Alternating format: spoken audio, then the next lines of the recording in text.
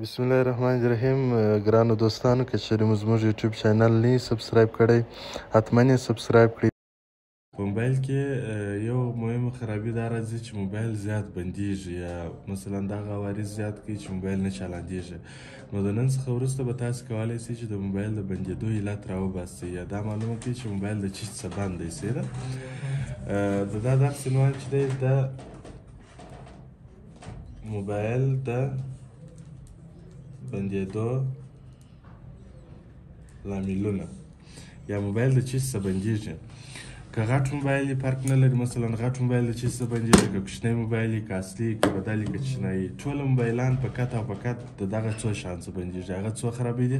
5 خرابۍ دي.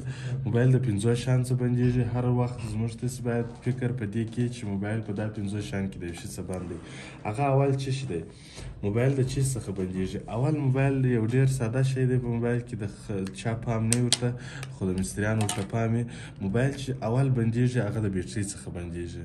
کله چې بند موبایل درته راسي ورکشاپ ته، یا مشتری درته وایي چې زما موبایل بند دی، په اول قدم کې څه باید، که غټ موبایل که کوچنی موبایل، باید پر بیټرۍ باندې مشا کړي، په بیټرۍ کې مې فکر باندې سي. موبایل اول د چی څخه بندېږي؟ د بیټرۍ څخه. اول موبایل د بیټرۍ څخه بندېږي. دا اوله خرابي ده.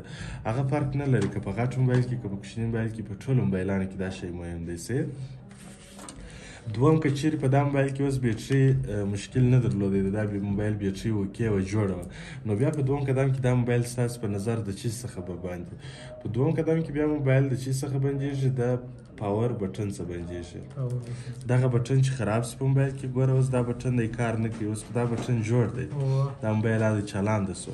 که دا بټن خراب وي بیا نه چلاندېږي. نو دا بیا په دوم قدم کې موږ داسې راځو د دې پر پاور بټن باندې شک کېږي. هغه فرق نه لري، په غټ موبایل کې د پاور بټن دا دی، په کوچني موبایل کې دا د پاور بټن دی.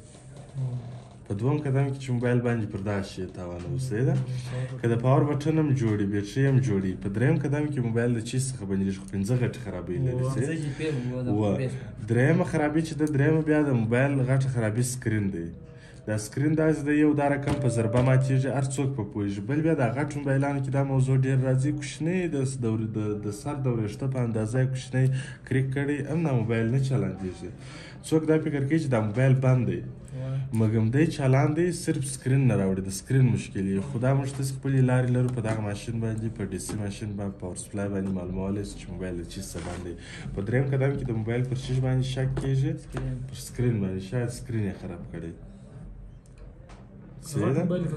که غټ موبایل که کوچنی موبایل وي، خو په دونه خبره ده، په کوچني موبایل کې اوس معلومېږي دا سکرین چې هر څونه مات شي، ګر سره دا سکرین وکوټي له یو شی معلومېږي. مګر دا موبایل چې بیا دی اصلي سکرینان دي، د غټو موبایلانو دي چې بیخي کوچني کریک پیدا کړي، کوچنی درس پیدا کړي، بلا بند دی، څوک نه پوهېږي. دغسې نه چلانجېږي، نه چلانجېږي، خو چلاندی دی، خالي تصویر نه راوړي، څوک نه به پوهېږي، څوک چې وایي دا بند دی. خو شک په دریم قدم کې پر سکرین کېږي. که سکرین نه و څلرم، بیا په موبایل کې پر چیز باندې شک کېږي، موبایل د چیز څخه بندېږي، د پروګرام څخه بندېږي. موبایل پروګرام خراب شوی.